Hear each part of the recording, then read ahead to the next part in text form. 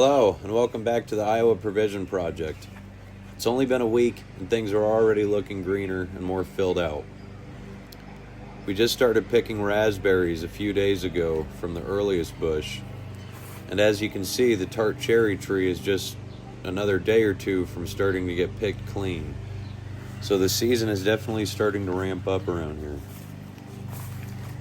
Today I just wanted to walk around and show you guys some of the different volunteers I have and have had coming in around the place. Some of them are from past plantings, some showed up at their own will.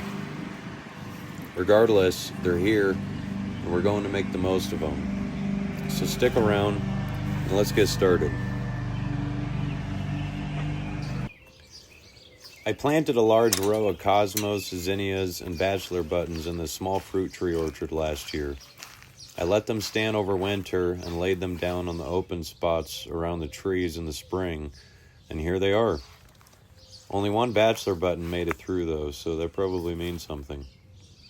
Letting these flowers volunteer brings in more beneficial insects. It helps shade and retain soil moisture once they're bigger. They add organic matter right back into the ground for me when I chop them down in the spring. They're pretty, and why not, They're not in my way. These fruit trees don't even have fruit on them at the moment, so I'm not really over here walking around much as it is. There's what I believe to be marsh blue violet that volunteers all around here on its own, and I just let it be as another ground cover. There's also a couple different varieties of mint that grow on the ground over here, on purpose though, but that's a story for another time.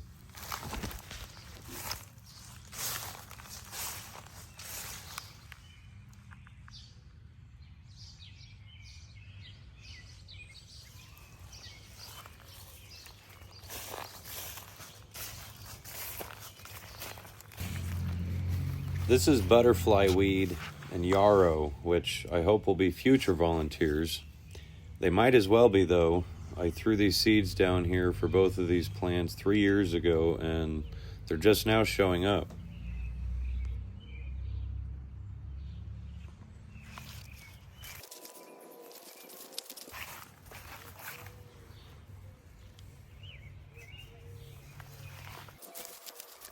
All of this milkweed here is volunteer. I didn't plant any of this. That's a red milkweed beetle, by the way.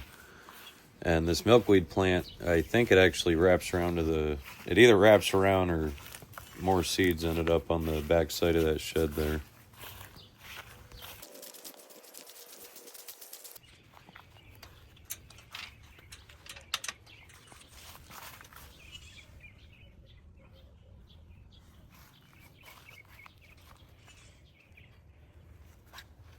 Over here, I have a bunch of volunteer cilantro. Not only do I like eating cilantro, I love having it for the flowers because they add to the list of earlier season blooms for the pollinators before summer really ramps up. Since enough volunteers come up, it also adds to the organic matter that goes right back into my soil. Now don't mind the messy edges or weeds and grass in spots. I'll cover it more in the future, but I'm converting the sod throughout my yard to mostly Dutch white clover, and we'll be mixing in other ground covers as well. A lot of what you're seeing right now is purslane, and I'm actually using it as a ground cover of opportunity.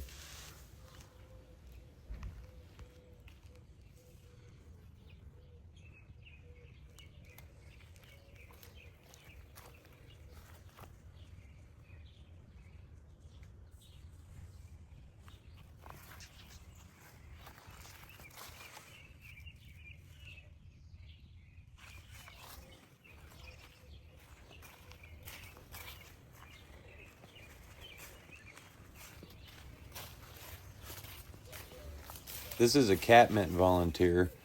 It's a prolific one, but I'm okay with that because I get a lot of organic mulch from the plants you'll see and the ones that have yet to come.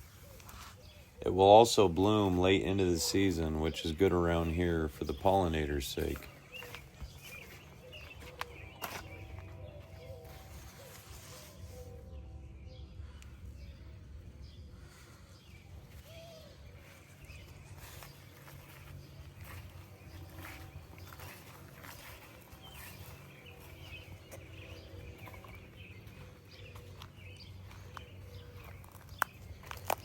These sunflower seedlings in this shade spot won't do much, but these few bigger ones will fill in here nicely. Like most of the volunteers, if they're in my way, I'll cut them down. Otherwise, they can stay put.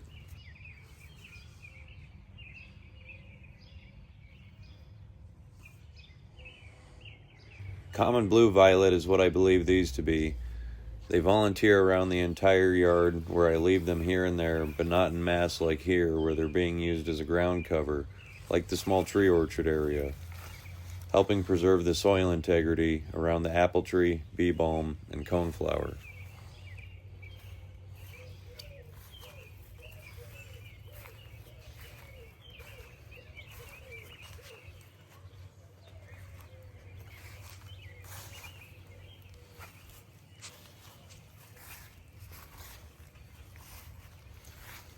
Comment down below if you know why I'm letting this one grow here.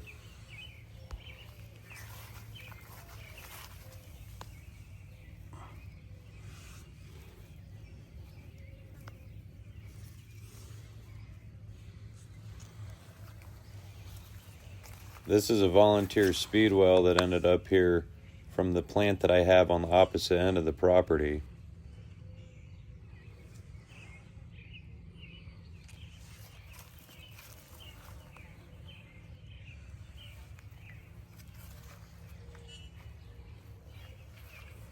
The dill over here smells amazing, and the beneficial insects love it when it flowers, so I keep as much of it as I can.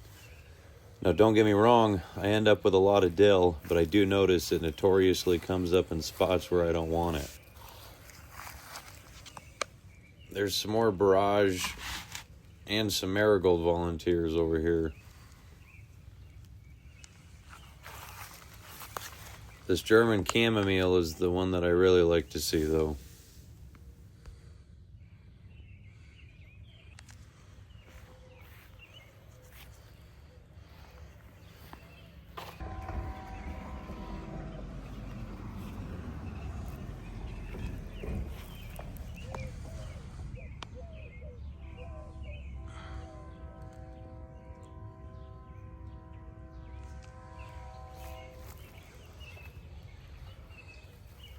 These are ground cherries, which is what the plant with the question mark was earlier.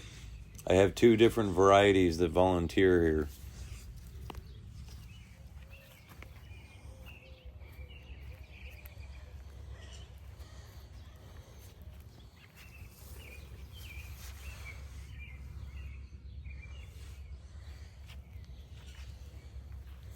This is the other ground cherry. We actually passed one in the beginning.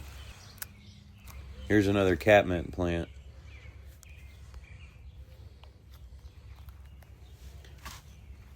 Now this one is one of my favorites. It's called Lovelies Bleeding Amaranth, and if you haven't noticed, we've passed a few of them already. They're big, they're tall, and the birds really like the seeds.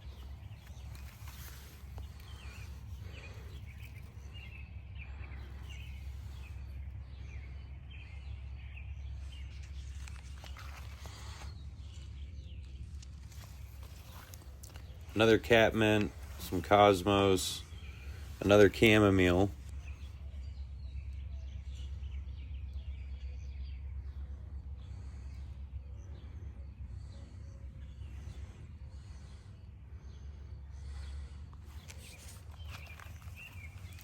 A zinnia variety, and then another chamomile patch right here.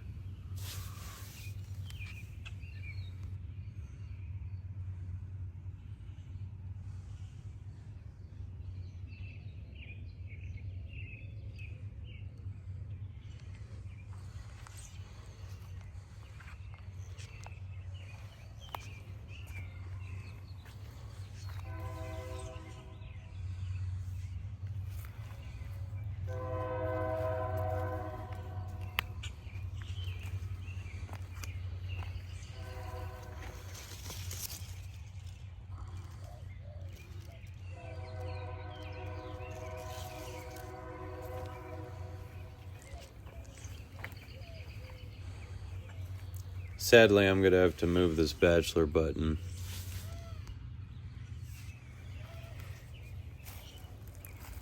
More Love Lies Bleeding Amaranth.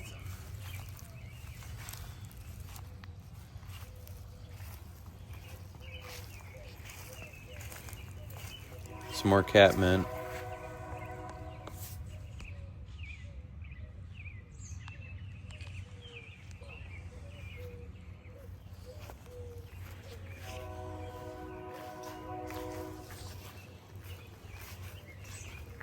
Someone please correct me if I'm wrong, but I'm about 99% sure that this is goldenrod.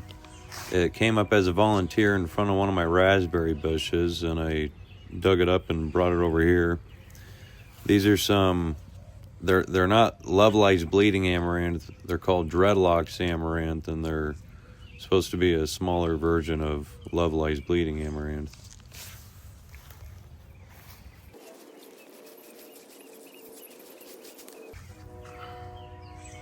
This is a calendula. This flowered coneflower I planted a few years ago. The couple smaller ones, they came up on their own. And I'll never complain about a coneflower coming up.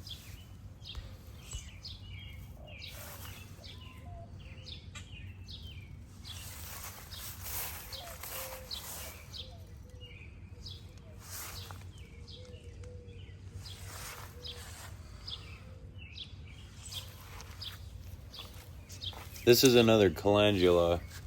There's only a couple volunteers that came up this year. I used to have more that came up in the past. I went around and planted a bunch more this year anyways, so there's enough to make up for it.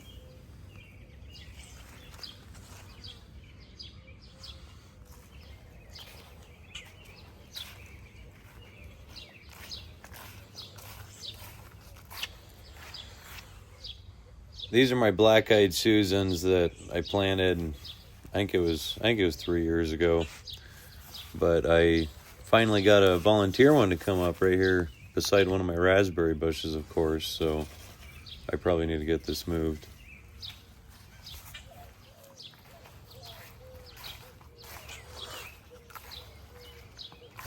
This area also has a few Zinnia, Cosmo, and Dill volunteers. Barrage is my favorite one over here, though. The pollinators love it, and I use the flowers in salad. I also love using it as a chop and drop. It's a dynamic accumulator, meaning it stores certain nutrients well, which makes it great for organic matter wherever you lay it. It will easily grow from seed through the season, so I chop them up when they're getting too big for a spot or they're getting to be in my way. Otherwise, I just let them be. These are a lot of the volunteers coming in our growing Iowa food forest. If something doesn't work out the way we want, we just fix it. Thanks for following along. Let me know down below what volunteers you're letting grow or not. We'll see you next time.